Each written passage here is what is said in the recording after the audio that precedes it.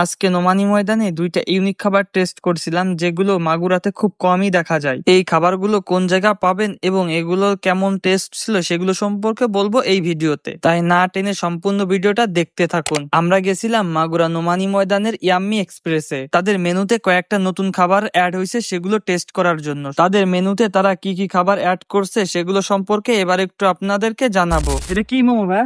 এটা হচ্ছে chicken momo. Chicken momo. আর এগুলো কি? এটা হচ্ছে হাই থিক কি soup? High thick? High thick soup. High thick soup. জি। আর এটা এটা হচ্ছে chicken corn soup. Chicken prawn soup.